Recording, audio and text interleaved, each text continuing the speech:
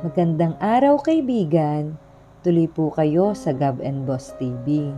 At bago po tayo magpatuloy, pakilike po ng ating video at pakiclick na din po ng subscribe button at ganun na din po ang bell icon para po sa mga parating pa nating mga uploads. Tinalikuran ng dalaga ang nakakatuksong alok mula kay Fidel, bagkus ay pinili niya ang walang katiyakang bukas sa piling ni Romeo.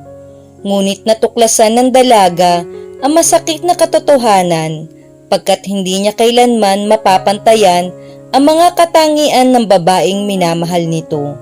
Atin pong tunghayan ang isa pang maikling istoryang pinamagatang Makita Kang Muli. Sa kung anong dahilan ay nagpasya si Rachel na huwag bitawan ang apartment kahit pumayag na siyang lumipat sa bahay na inuupahan ni Romeo.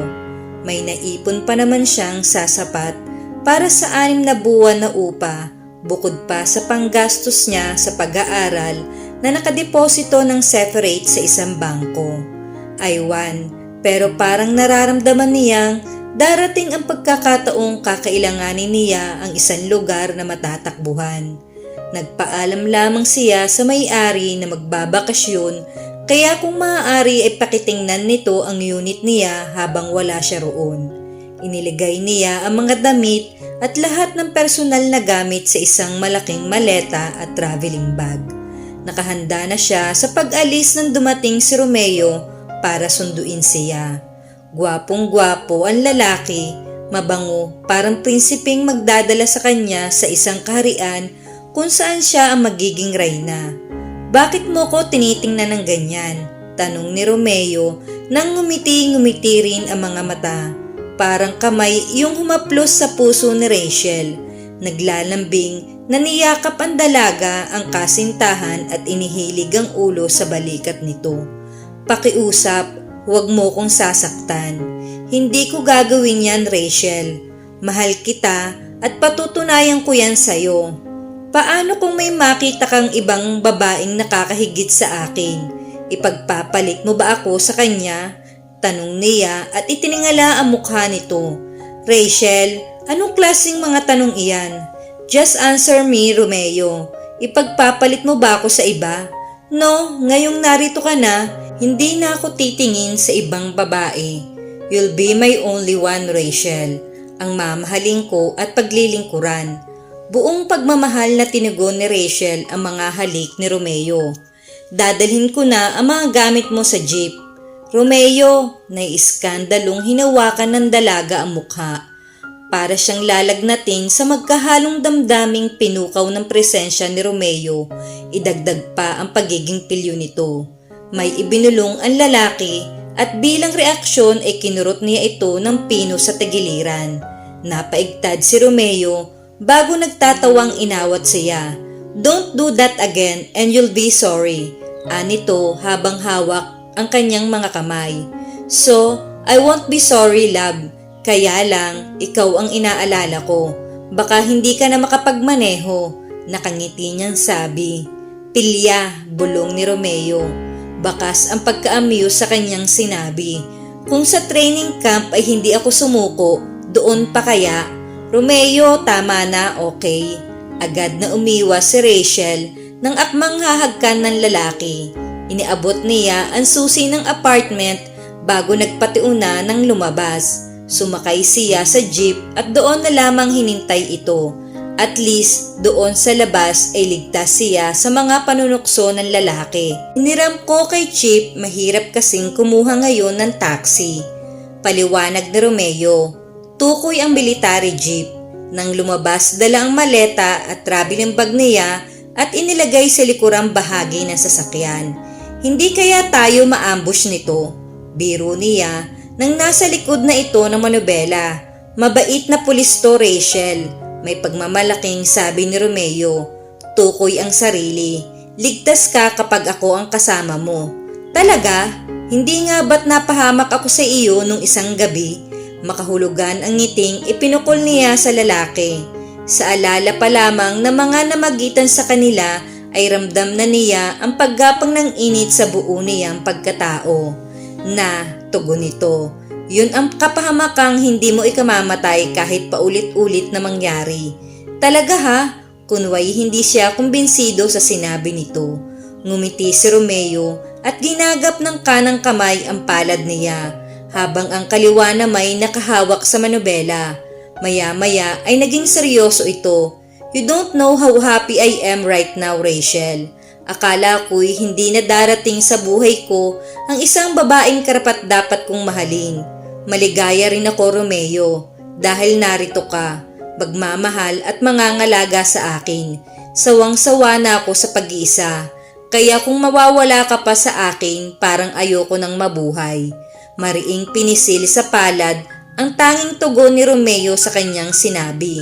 Ngunit sapat na iyon para maramdaman ni Rachel na katulad niya'y kailangan din siya ng lalaki. Mahigit 2 oras ang ginugol nila sa biyahe bago nakarating sa inuupahang bahay ni Romeo sa Alabang. Bahagya pang nag-atubili si Rachel nang igiya nito papasok sa pintuan. Pasensya ka na, maliit lang itong bahay ko, ana ng lalaki nang nasa loob na sila. Ang kagandahan lang, hindi ka mahihirapang linisin. Oo nga tamad pa naman ako, sabi niya. Sinakyan ang biro nito upang mawala ang pagkahiya sa kanya. Pero masarap kang magluto, sabi ni Romeo at itinulak pasara ang bintanang jalousies. Kasunod nooy inilak ang pinto sa likuran niya. Abot-abot ang kaba ni Rachel, dala ng antisipasyon. Napasinghap pa siya nang hawakan at marahang haplusin ni Romeo ang balikat niya pababa sa braso. I love you, sabi ng lalaki, at gagawin ko ang lahat para mapaligaya ka. Gagawin ko ang lahat para hindi ka magsisi sa naging desisyon mo. Ganon din ako, Romeo. Gagawin ko ang lahat para mapaligaya ka. Lahat? Tanong nito at hinalikan ang dulo ng ilong niya. Hinapit siya sa baywang bago marahang pinisil ang kanyang balikat. Lahat-lahat, pigil ang panghingang tugon ni Rachel. Ngumiti si Romeo. Bago pagkaraay hinilan ang dalaga paupo sa gilid ng kama. Ang mga matay hindi inaalis ang pagkakatitig sa kanya. Hinaplos nito ang kanyang buhok, kilay, ilong, labi na para bang nais iguhit sa isip ang mukha niya. Akma siyang hahalikan ni Romeo nang makarinig sila ng sunod-sunod na busina. Nagmura ang lalaki na ikinangiti niya. Alam niyang hindi nito ikinatuwa ang pagdating ng isang istorbo. Ilang busina pa bago napilitan si Romeo na bitawan siya. Tumayo ito at inayos ang damit bago binuksan ang pinto. Pasensya ka na bro, narinig ni Rachel ang tinig ng lalaki. Nagbabaka sakali lang ako na nandito ka na. Tuloy ang lakad nating mamayang gabi. Okay, magre-report din ako kay Chip mamaya. Ilalagay ko lang sa ayos ang misis ko. Misis? Hindi ka pa naman ikinakasal bro biro nito. Nakita ni Rachel na hinaharangan ni Romeo ang lalaki, ngunit nagawa pa rin itong silipin siya. Nakangiting kumaway ito na para bang matagal na siyang kakilala. Gayon din naman, parang pamilyar sa kanya ang mukha ng lalaki. Dahil sa palagay niya'y kaibigan naman ito ni Romeo, kaya gumanti siya ng ngiti. Hi Bia, anito na labis na ikinagulat ng dalaga. Ang mga customer lamang na nagpupunta sa club ang tumatawag sa kanya sa pangalang iyon. Nang lumingon si Romeo at makitang tulala si Rachel, ay napilitan itong pagkilalanin ang dalawa. Saka pa lamang nito pinatuloy si Nestor. Nakita na kita sa club, ang galing mong kumanta, sabi ni Nestor matapos makipagkamay sa dalaga. Ngumiti lang si Rachel at pinukol ng saglit na sulyap si Romeo. Nakita niyang kaswal lamang ang lalaki, ngunit mababakas ang disgusto sa mga mata nito. Madalas kang ang ikwento sa akin ni Romeo Nasabi rin niya na magsasama na raw kayo, kaya hindi na ako nagtaka nang makita kita kanina. Bro, baka hinahanap ka na sa headquarters, sabat ni Romeo na itinataboy ang kaibigan sa hindi obvious na paraan. Nakatunog naman ito, ngunit ang huling sinabi napakunuot sa noo ni Romeo. Oo nga pala, pasensya na kayo kung naistorbo ko ang honeymoon nyo. Pare, halata na ang pagkaasar sa tinig ni Romeo. Nangingiting nag-hands up si Nestor bago muling nagpaalam kay Rachel. Nang ngumiti ang dalagay, lumabas na ito. Inihatid ni Romeo ang kaibigan hanggang sa kinapaparadahan ng mobile car. Sa tingin ni Rachel, mula sa kinasisilipang bintana ay masinsinan nitong kinausap ang lalaki.